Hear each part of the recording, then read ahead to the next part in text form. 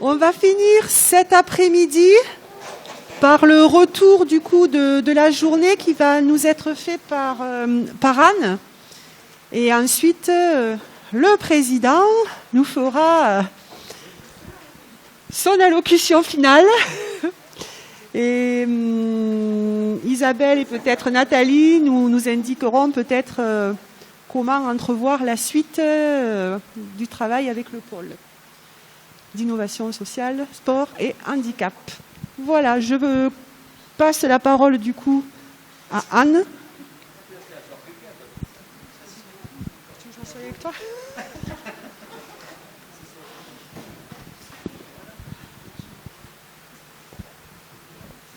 Merci Madame Padovani. Donc j'ai la mission en fait d'essayer, ce qui est une mission impossible. Ce matin j'ai parlé des utopies, donc on peut continuer, de faire une sorte de synthèse des travaux, donc depuis hier matin jusque maintenant. Alors ça va être difficile quand même, parce que je me propose de faire ça en 3 temps, assez simple. D'abord de faire un tout petit rappel du déroulé des 2 journées, pour montrer comment elles ont été construites aussi, évidemment, de manière assez pensée par nos collègues. Dans un deuxième temps, de dire ce qui me paraît de façon transversale le plus important à travers des 2 journées. Et puis peut-être de terminer sur une perspective un peu des actions que les gens ont soulignées, disons, au travers des différents débats. Bon, pour le dérouler, je dirais que, d'abord, on a commencé hier matin avec une conférence introductive de Agnès Padovani, qui est à ma droite.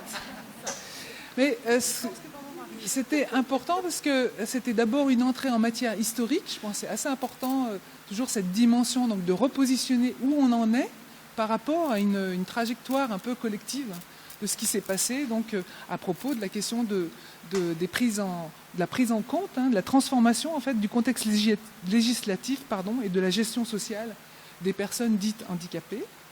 Et je voudrais souligner Agnès était là en fait aussi avec une double casquette ou peut-être une double étiquette, je ne sais pas comment on pourrait dire ça, puisqu'elle était présentée à la fois comme une directrice de l'ESMS, établissement médico-social, voilà, et également comme une élue du comité départemental sport adapté, référente du pôle innovation sociale, sport et handicap.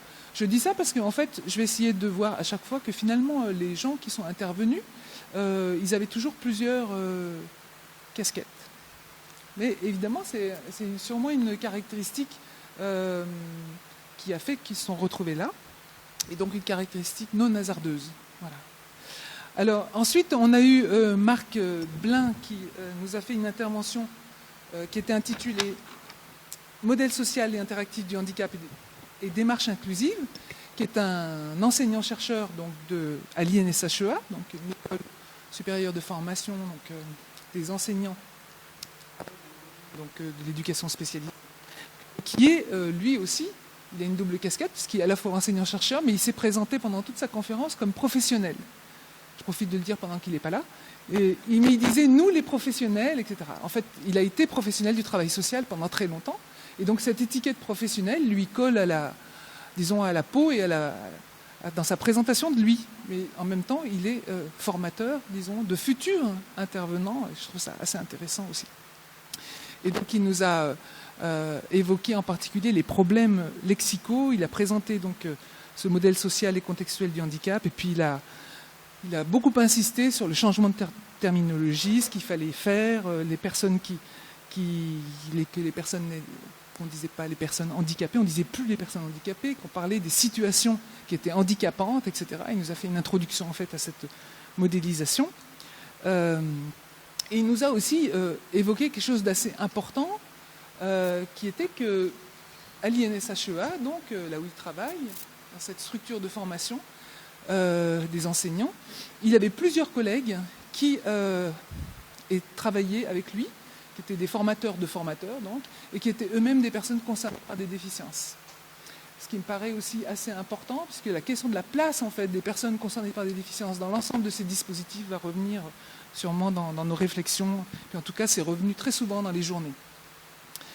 Alors l'après-midi, ça c'était une entrée en matière un peu professorale, puisque c'était des conférences dans l'amphithéâtre ici où on était. Puis l'après-midi on a fait des tables rondes, là on s'est répartis, donc moi j'en ai suivi que 2 sur 4, puisque je n'ai pas le don d'ubiquité, donc j'ai regardé un peu ce qui s'était dit un peu à droite et à gauche, mais je n'ai pas une vision, disons, panoptique. Mais il y avait une table ronde sur la pérédance, où il y avait, à chaque fois, donc, dans ces tables rondes, il y avait un chercheur, donc un enseignant universitaire, hein, dans chacune des 4 tables rondes. Ensuite, il y avait à chaque fois un responsable de structure, disons de structure, on peut dire, Isabelle. Et ensuite, il y avait un dirigeant sportif, ouais, ou d'association. Ouais. Donc, c'était une sorte de composition d'un triptyque à chaque fois, hein, où il y avait des gens qui étaient censés représenter un rapport, disons, au sport inclusif un peu différent, des positions un peu différentes. Je trouve ça a été très riche. En tout cas, j'ai assisté à la séquence sur la pérédance, où il y avait Eve Gardien, donc, qui est une spécialiste de cette thématique des recherches sur la pérédance, qui est professeur en sociologie à l'Université de Rennes, qui était donc avec Rachel Couillet, qui est présidente de la Maison des Possibles, qui elle aussi a plusieurs casquettes, puisqu'elle est présidente de cette structure en même temps professionnelle et en même temps personne concernée elle-même par un trouble handicapant. Et il y avait aussi Kevin Lapère, qui était à la fois là en tant que sportif et en tant que donc intervenant dans le dispositif de pérédance. Donc on avait 3 acteurs là qui nous ont fait une présentation très construite en fait, de 3 points de vue différents sur la pérédance. C'était fort riche. Ensuite, une autre séquence sur l'expérimentation du sport inclusif avec Alexis Vallée, qu'on a à nouveau entendu cet après-midi, qui représentait donc la recherche en fait sur le sport inclusif. Il y avait Brice Arnaud, éducateur sportif, Pardon, excuse-moi Brice. J'ai pas mis mes lunettes, je vois pas tout le monde. Et Martine Durand, dirigeante associative, qui est là aussi. Non, qui est partie. Ensuite, on a fait une petite pause. Et il y avait là encore, après 2 tables rondes, accessibilité et accompagnement, avec Marc Blin, donc, qui jouait le rôle du chercheur, Simon Pitot, qui était formateur IMF, Avignon, qui n'est pas là, et Carlos Quintinilla, qui est là-haut, et qui était lui aussi avec sa double casquette, même s'il en a peut-être encore plus que 2, mais il était là avec sa casquette de dirigeant sportif, et de personnes concernées par une déficience. Tu m'entends, Carlos? Il m'entend. Et ensuite, il y avait une autre table ronde sur la démarche participative, où il y avait Béatrice Gisclard, qui faisait le rôle du chercheur, qui était donc une collègue de l'Université de Nîmes, du département de design social, Bruno Dagron, qui était présenté comme un directeur de service d'accompagnement, mais qui est également un acteur dirigeant, maintenant un dirigeant associatif du DAIS, du pôle innovation sociale, et un élu, et André Banoarts, je ne sais pas si ça se dit comme ça, qui est également un dirigeant associatif donc, du club de kayak, et qui est intervenu plusieurs fois pour rendre compte donc, des expériences de pratiques partagées du kayak. C'était extrêmement intéressant. Et qui a dit que lui-même était venu au canoë-kayak parce que c'était, principalement parce que c'était une activité qui lui plaisait beaucoup, parce qu'on ne peut pas faire du kayak tout seul. Je trouvais ça tout à fait intéressant, parce que le kayak, ça peut être considéré comme une activité a priori qui peut être tout à fait individuelle, mais pour lui, non, c'était pas une activité individuelle, c'est une activité qu'on ne peut pas faire tout seul, et donc il trouvait ça particulièrement pertinent pour la pratique inclusive. Bien, donc ça a été déjà des temps d'échange assez importants, il y a eu beaucoup de discussions, on a eu suffisamment de pauses, je crois, entre aussi pour échanger entre nous, pour discuter, pour débriefer un peu, en buvant des cafés, tout ça. C'est assez important, le temps, j'y reviendrai, parce que ça fait partie des choses qui sont revenues régulièrement dans les discussions sur le sport inclusif et sur comment on co-construit ou comment on construit des projets de sport inclusif. Tout le monde disant mais il faut du temps pour rencontrer les autres, il faut du temps pour parler avec les gens, il faut du temps pour comprendre ce que les gens ont envie de faire, etc. Et on n'a pas souvent le temps. On n'a pas suffisamment de temps, donc il faut créer des temps, il faut créer des espaces, etc. C'est revenu, ça c'est quelque chose qui est revenu pendant les 2 jours d'une manière importante. Donc après la journée était finie, il y avait l'exposition des posters. Donc on a pu consulter donc, les posters qui ont été faits par les étudiants du STAPS. Oh là là. Pardon, excusez-moi. Les étudiants donc de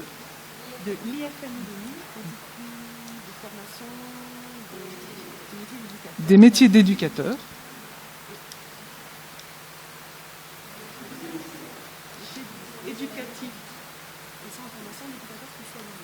Formation d'éducateurs spécialisés.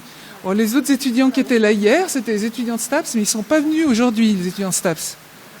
Et ils font du sport, ils ne peuvent pas tout faire. Et... Ah non, je plaisante. Donc, merci à eux, donc, parce que ces posters nous ont permis donc, de prendre la mesure donc, de différents, disons, éléments du contexte sportif. Abordé, enfin le contexte sportif gardois, abordé par rapport à cette question de l'accueil donc des personnes qui vivent avec des déficiences ou des incapacités, et la façon dont les clubs en fait se présentaient, et la diversité aussi de l'offre qui était présente donc au travers de ces posters. C'était tout à fait important pour, en particulier pour les gens qui connaissent pas trop le territoire, le département, etc. Ensuite, nous avons dormi un peu, puis on est revenu ce matin.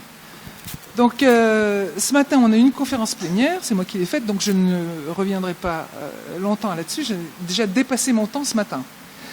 Donc sur le sport inclusif, et puis ensuite, on a assisté tous au temps donc, de co-développement animé donc, par la Bobine, et on s'est répartis, disons, dans plusieurs groupes, et on a pu expérimenter en fait, en quelque sorte, une façon de travailler, une méthode, on peut dire, une méthode de travail collectif dans laquelle on s'était mis de manière, on va dire, enfin, je pense aléatoire. On s'est regroupés, etc.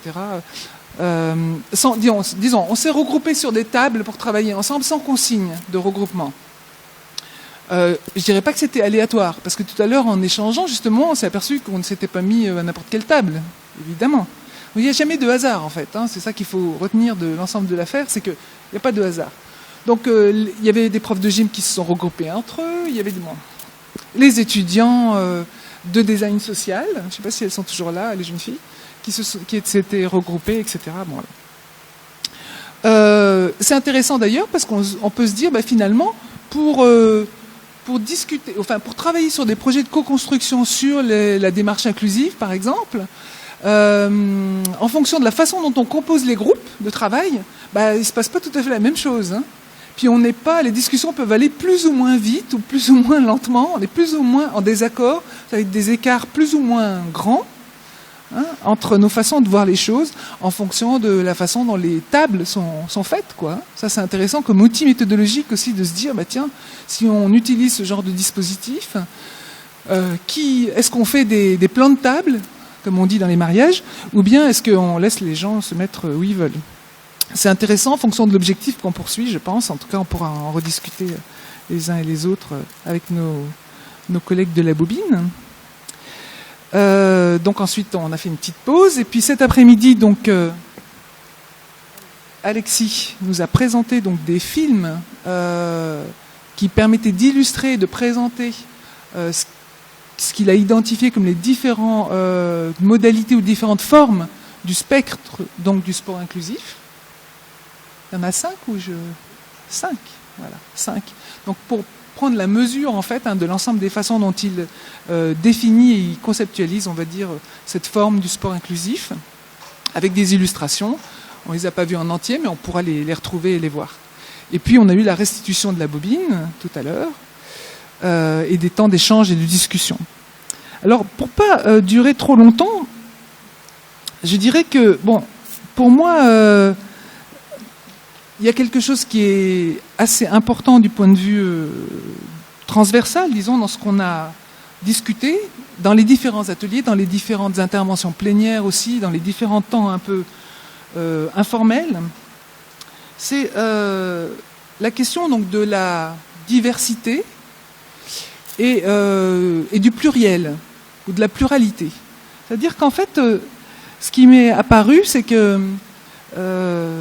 souvent, on avait envie d'avoir des réponses un peu simples aux choses, mais on était toujours renvoyé à la diversité des choses, à la diversité, à la pluralité, mais qui ne sont pas forcément dans le sens de la dispersion, non, plutôt dans le sens de la conjugaison, on va dire, des altérités. Hein.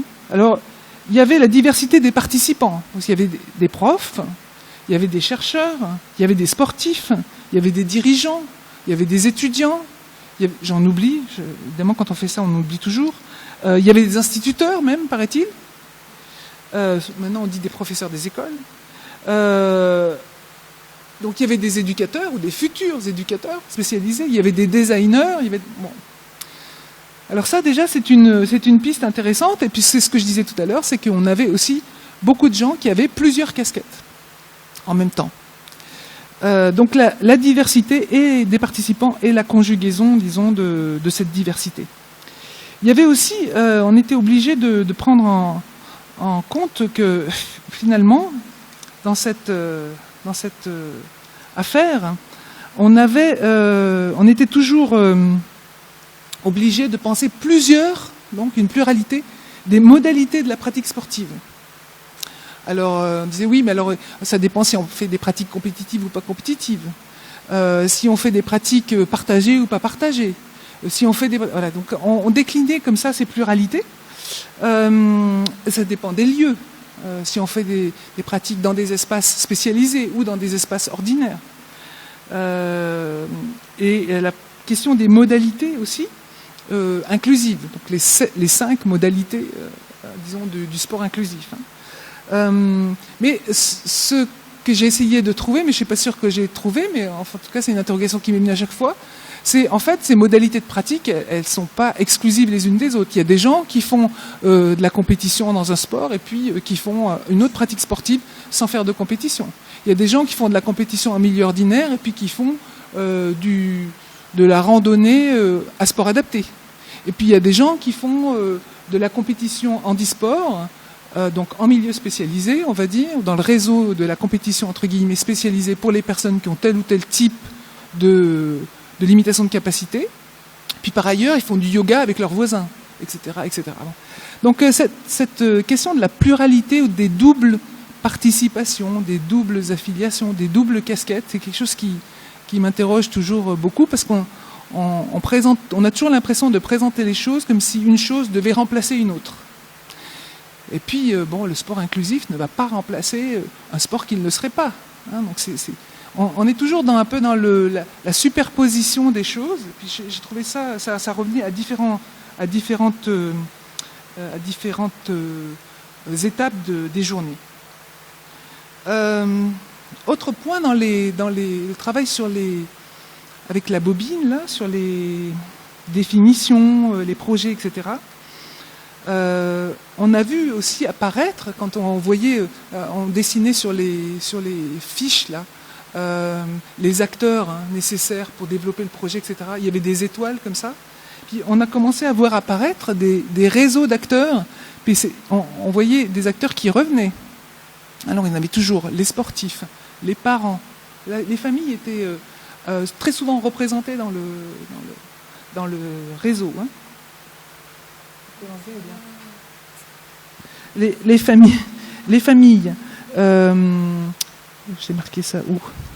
Les sportifs, les organisations publiques, les organisations privées, les dynamiques associatives, enfin tout un réseau d'acteurs. Hein, si on reprenait les feuilles de c'est eux qui vont le faire, hein, la bobine, reprennent les feuilles, on pourrait la récurrence en fait des systèmes d'acteurs qui sont en fait déjà repérés par nous tous, hein, comme des acteurs constitutifs de ce projet donc, du sport inclusif. Alors je dis ce projet parce que, évidemment, on est toujours à se demander, mais cette expérience-là, est-ce que ça relève vraiment d'un projet inclusif ou pas? On voudrait pouvoir dire oui ou non, mais en fait, on a bien compris que c'était quand même un dispositif en construction, que la façon finalement de penser cette formule, le sport inclusif, c'était quand même une construction collective, que finalement il s'agissait de faire quoi? Il s'agissait de savoir si on souhaitait construire une autre façon de faire du sport. Alors je ne vais pas le dire au singulier, maintenant je vais le dire au pluriel. D'autres façons au pluriel de faire du sport. C'est-à-dire qu'en fait il s'agirait de transformer, si on voulait mettre le cap sur un sport inclusif, peut-être on va le mettre au pluriel, et puis on dirait il s'agirait de travailler en fait collectivement à transformer le monde sportif, ou une partie de ce monde sportif, parce qu'on a vu qu'il y a plusieurs morceaux dans le monde sportif, il y a plusieurs, enjeux, il y a plusieurs structures, il y a plusieurs milieux sportifs, bien sûr. Donc il s'agirait de transformer une partie de ce monde sportif, mais comment? Tout simplement en pratiquant, on pourrait dire, en pratiquant différemment le sport. Je ne vais pas dire le sport, je vais dire les sports. En pratiquant différemment le sport. Il faudrait arriver à développer, des réseaux de collaboration entre des acteurs qui sont déjà très bien identifiés, je trouve, pour construire les conditions d'une pratique différente du sport, ou de pratiques, au pluriel, différentes de sport, au pluriel. Sachant qu'il y a plusieurs formes de sport et que peut-être l'incarnation, je ne sais pas si Alexis serait d'accord, mais peut-être que l'incarnation du sport inclusif, c'est ces formes inventées, qui sont récemment inventées. Tu dis modifiées, je crois, Alexis? Ouais. Bon. Enfin, disons des formes inventées dans lesquelles on crée les conditions d'une réglementation, d'un dispositif de places partagées dans lesquelles donc tout le monde peut jouer ensemble. C'est un peu, en quelque sorte, le modèle idéal, entre guillemets, du sport inclusif, et dont on a compris que finalement il y avait beaucoup d'autres déclinaisons possibles pour aller dans ce sens-là. Donc, dernier point, je dirais que peut-être c'est à cause de la période qu'on vit actuellement, mais en même temps peut-être pas, c'est que le fait qu'on soit en présence, en coprésence les uns des autres pendant 2 jours, là, c'est quand même assez important par rapport à l'idée de penser, un sport inclusif. C'est-à-dire qu'on comprend que la modalité de transformation des choses, la modalité de transformation du sport, la modalité de transformation des façons de pratiquer le sport, la modalité de transformation en fait d'une société qui n'est pas très inclusive, une société plus inclusive, ça nécessite de passer du temps avec les gens. Mais j'allais dire, pas sur Zoom, quoi, pas en ligne, quoi. C'est-à-dire qu'en fait, quand on n'est pas d'accord, quand on a des conflits de position, qu'on ne voit pas les choses pareilles, etc., sur des questions, mais qu'on est ensemble, on peut s'en expliquer. Vous voyez, si on n'a pas ces temps d'interaction, de face à face, je dirais, de discussion, etc., les choses deviennent très compliquées parce qu'on ne peut pas s'entendre en discutant par mail, on ne peut pas s'entendre en se voyant pas, on ne peut pas résoudre ou s'expliciter mutuellement si on ne boit pas un café après, etc. Donc je voudrais dire aussi ça pour terminer, pour dire que si le sport inclusif, ça suppose de rentrer dans un projet collectif de construction, de différentes façons, de nouvelles façons de pratiquer le sport, de nouvelles façons de penser les pratiques sportives, ça nécessite effectivement cette construction collective, des collectifs, comme on dit maintenant à l'université, en présentiel, pour dire qu'on se voit en vrai et qu'on peut se parler en vrai. Je pense que c'est assez important parce que en même temps qu'on se parle, on comprend de quelle manière, en fait, on est loin les uns des autres dans nos façons de raisonner aussi, parfois. Donc, je reviens et je terminerai sur ça. Si on devait faire des projets, de discussion sur la construction dans la suite des opérations, pourrait se dire, bah oui, il faudrait faire les tables de discussion avec les gens qui, en présentiel, non, mais avec des gens qui sont les plus différents possibles du point de vue de leur place dans le dispositif. Hein, parce qu'on est dans des réseaux, on voit comment on est lié dans des réseaux d'interdépendance pour faire ça. Mais on pourrait dire, bah, sur chaque table, il faudrait qu'il y ait un sportif, un prof, mais pas deux, un intervenant sportif, mais pas deux, un dirigeant sportif, mais pas deux, etc. Puis, en fait, constituer les tables à partir du critère qu'on appelle le critère de la diversité, justement.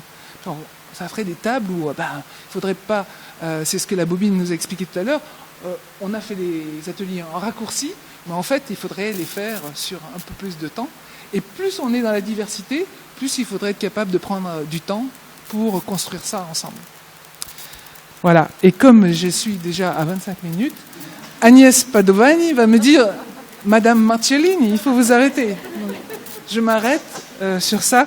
Et je remercie beaucoup les organisateurs de ce colloque parce que j'ai beaucoup appris. Puis c'était très, très dynamique d'entendre tous ces différents points de vue sur les choses. Et j'espère qu'on aura l'occasion de continuer tout au long du développement de ce pôle innovation sociale et sportive.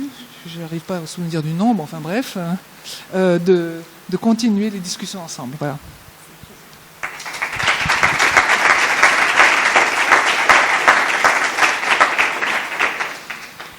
Merci beaucoup. Mais il ne marche pas. Il ne marche plus.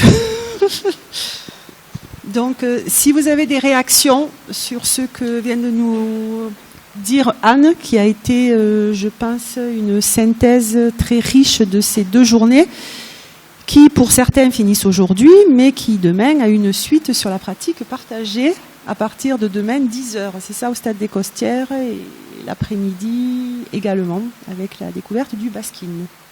Et du judo, et de plusieurs choses, du biathlon, breakdance, et voilà.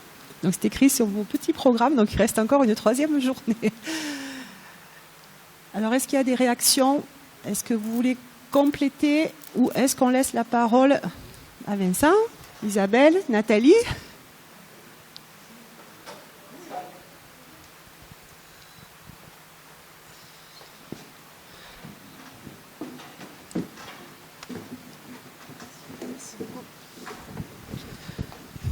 Bah moi j'ai pris beaucoup de plaisir en tout cas. Si oui, Aurélie, tu peux venir aussi. Évidemment, ces 2 jours, voilà, j'espère que tout le monde a pris plaisir, comme moi j'ai pu le prendre, avec beaucoup. Alors je suis venu avec beaucoup de questions et je vais repartir avec d'autres. Donc je suis pas avancé, mais je voulais remercier, c'est vrai, cette organisation qui pour moi ont été vraiment parfaits dans le timing, tenu par Agnès encore. Tu sais, je dis pas ton nom, mais il y a trop d'Italiens en fait dans les prénoms et dans les localités. Voilà, parce que c'était une suite logique pour pouvoir continuer le développement de ce pôle innovation social, que on n'est pas tout seul à le faire. Au niveau des élus, alors voilà, au niveau du comité handisport, du CDOS, et au niveau du sport adapté, c'est vrai que l'idéal, ça serait de faire qu'une seule fédération, en fait, ensemble, avec tout le monde. Hein, je crois qu'on a bien compris le système. Mais on n'aurait pas pu faire ça sans un gros travail. Je pense que lundi, vous allez pouvoir reposer votre cerveau, surtout toi, Isa, parce que ça a demandé une énergie folle, on en a conscience. Voilà, donc merci déjà pour ça. L'université de nous avoir accueillis, parce que voilà, il y en a encore 2 là-haut qui font partie aussi de la maison, qui nous laissent cet amphi pour pouvoir organiser ce genre de colloque. Donc merci à eux. Les traductrices, je vous admire, hein, parce que tenir 2 jours à dire tout ce que l'on dit, c'est voilà, chapeau pour votre performance en tout cas. Les participants, les étudiants, voilà, un petit clin d'œil. Voilà, donc au niveau des salariés du CDOS, Nathalie évidemment, implication. au niveau de la fac, tu as été notre relais aussi, et je te remercie, même si derrière toi, hein, il y a plein de monde qui ont participé à ça, on en fait partie. Un petit clin d'œil à Mimi, tu as fait partie du début du projet. Donc voilà, tu peux être fier en tout cas d'avoir monté ça avec toutes les personnes, les salariés, il y en a encore ici. Et puis voilà, enfin toutes les participants, les étudiants qui sont d'IFME qui sont restés, hein, vous êtes les plus costauds que les STAPS, voilà. Bon, c'est juste une petite aparté. Donc voilà, les intervenants, très riches encore, il y en a qui ont fait des déplacements. Moi j'ai retrouvé en plus une de mes profs, donc ça a été un plaisir pour moi, c'est une continuité. Et ce pôle, alors c'est vrai qu'il y a toute la partie, quand on l'a démarré, on était très très nombreux. Alors est-ce que c'était le post-Covid où tout le monde est venu, on a le droit de faire une réunion en présentiel, on avait énormément de monde. Et j'aurais aimé hein, qu'il soit là aujourd'hui pour entendre cette évolution, parce que on va quand même parler des politiques. Mais c'est pas parce que je suis élu, hein, mais c'est qu'ils sont tous partants pour ce pôle où on s'aperçoit que c'est une grosse lacune de pouvoir intégrer, faire l'inclusif. On voit ce mot-là de partout. Ils sont tous derrière nous. Mais voilà, c'est l'action. Nous, on essaye en tout cas de l'amener, de l'inculquer. Mais c'est difficile. Voilà, on va pas s'épuiser. On est toujours là. Mais c'est vrai qu'il voilà, il manque de moyens, on essaye d'embaucher, il faut des moyens humains pour pousser les portes. C'est vrai que ça coûte de pousser les portes. Donc voilà, c'est aussi un appel, en tout cas que ça soit aux personnes qui peuvent nous accompagner. Je sais que le département, l'État fait tout ce qu'il peut, mais avec des enveloppes vides, c'est compliqué. Mais malgré tout, voilà, on sait en tout cas qu'on est écouté. Voilà, et que ce pôle, il a vraiment sa place parce que il a explosé alors que c'est que du bouche à oreille. Il y a, hein, c'est très délicat, donc on essaye de faire sur le département en tout cas. Voilà, Alès, je remercie en tout cas Doriane sur le bassin alésien, Mathis qui arrive voilà sur Nîmes, qui sont des salariés qui vont s'occuper un peu de pouvoir être à l'écoute des parents, des sportifs, pour pouvoir après les amener vers leur projet individualisé. Donc c'est vraiment le but d'en arriver et en même temps de travailler sur ce pôle innovation sociale où il faudra travailler cette inclusion tous ensemble. Donc ça me paraît énorme comme boulot quand on part de là aujourd'hui, mais voilà, je pense qu'on tient le bon bout. On a des acteurs très motivés. Donc merci à vous tous en tout cas d'être présents sur ces 2 jours. Et puis je vais vous laisser la parole. Je vais terminer là-dessus, mais voilà, je voulais fêter aussi un très bon anniversaire à Isabelle. Joyeux anniversaire. Je sais qu'elle aime pas ça. Hein.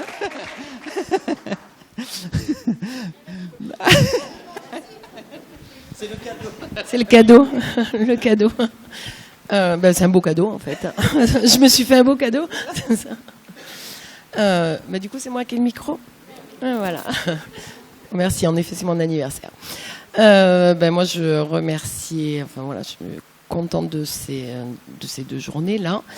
Remercier vraiment les intervenants, tous les intervenants qui sont venus de loin, mais même aussi ceux qui étaient là, enfin vraiment qui étaient sur place.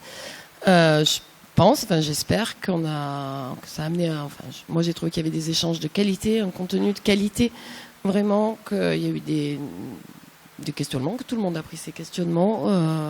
Les retours que j'ai eus, en effet, c'était que voilà, ça avait apporté des choses. Tout le monde y a trouvé, j'espère, quelque chose à en puiser. Alors bon, ça se fait pas de finir sur une petite note. C'est vrai que la déception, ce que tu disais, qu'en effet, voilà, tous les gens avec qui on travaille toute l'année n'ont pas répondu présent sur ce colloque. Mais moi, ça m'amène vraiment à une conclusion aussi. Je prends un petit peu sur défendre une démarche participative, constructive, tout ça. Ça ramène aussi que ce colloque n'a pas été construit complètement avec les acteurs que j'attendais présents là. Donc même si on est allé chercher auprès de ces personnes par entretien, on est allé chercher leurs besoins, on a questionné avant de construire ensemble, on a construit le contenu ensemble, à 4 ou 5, mais on les a pas impliqués, ils ne se sont pas impliqués en tous les cas. Et peut-être la différence entre la présence des stagiaires IFME et des stagiaires STAPS aussi. Donc c'est encore un exemple du besoin d'être de participer vraiment. Alors être acteur, il voulait pas que je le dise, Marc, là je me souviens plus pourquoi, mais voilà. Ah oui, acteur parce qu'on jouait au cinéma. Non mais voilà, participer, vous avez compris le sens. Je pense que pour moi c'est la leçon que j'en prends. Donc je suis quand même hyper contente que tous les échanges aient été filmés et que on pourra retranscrire et que ces contenus de qualité pourront être diffusés. Voilà ce que je voulais dire. Et puis bon, un grand merci à Anne quand même. Des grands moments de stress, je l'ai même appelé. Qu'est-ce que je fais? Quelle décision? Elle a été là aussi en soutien scientifique, ce que voilà, je n'avais pas du tout. Voilà. Et grand merci à Nat et Aurélie, voilà, qui ont été tout le temps présentes pour cette construction de colloque. Bon, Cathy, elle est là aussi. Après, je vais continuer.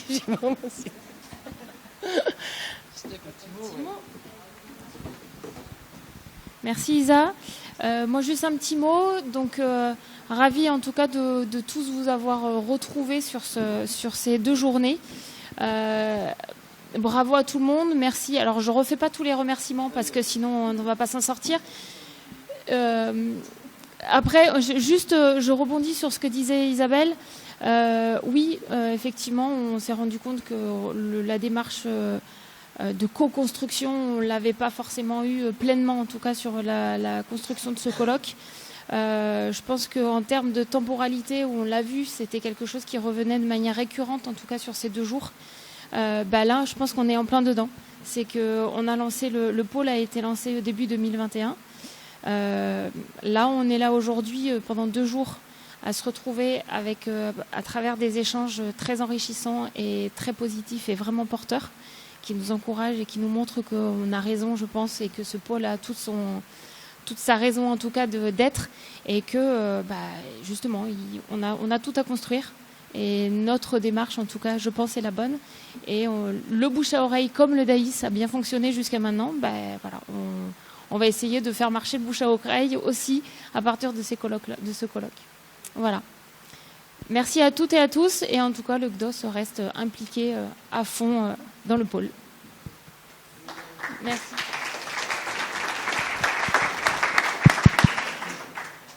Moi, je vais faire rapide. Ravi. Oui, non, encore plus court. Ravi d'avoir accueilli ces 2 journées ici à l'Université de Nîmes. On est, j'avoue, je regrette qu'il n'y ait pas autant d'étudiants que ce que j'avais espéré, mais ça reste des STAPS. Et justement, mais la réflexion était bonne. J'ai pas co-construit avec eux. Je leur ai dit, il faut venir et participer. Après, ils sont jeunes, donc c'est aussi normal. J'espère qu'un jour, ils se rendront compte des enjeux de ces journées quand ils seront sur le terrain et qu'ils comprendront l'intérêt qu'il y avait. Et que j'espère qu'ils continueront à co-construire ce pôle au niveau du Gard. C'est vraiment un enjeu important, tant sur la recherche que sur l'enseignement pour nous. Et j'ai entendu beaucoup de gens sur les pratiques partagées, sur le besoin de moyens, le besoin de lieux. Et j'ai espoir aussi que nous, on puisse encore accueillir ce type de journée et qu'on puisse accueillir, notamment dans le gymnase, des pratiques partagées où ça soit un lieu fédérateur pour tous les acteurs, j'aime bien le mot acteur, du territoire en ce sens. Voilà. Donc un grand merci à vous tous d'être venus, d'avoir fait confiance aussi au niveau de l'université. Désolé pour le chauffage, on a oublié de le remettre, donc désolé pour tout cela. Et voilà, et à très bientôt, et merci à tous, et à demain pour ceux qui... Voilà. Rendez-vous demain. Juste, merci beaucoup. Le mot de la fin, voilà, il y avait ta fille, Lali, qui était ici, et elle a fait une petite synthèse ce matin, et on va conclure là-dessus. Hein? Elle était là, oui, ce matin et aux ateliers. Donc, elle a marqué « Changer la vision, c'est accepter la différence pour mieux vivre ensemble ».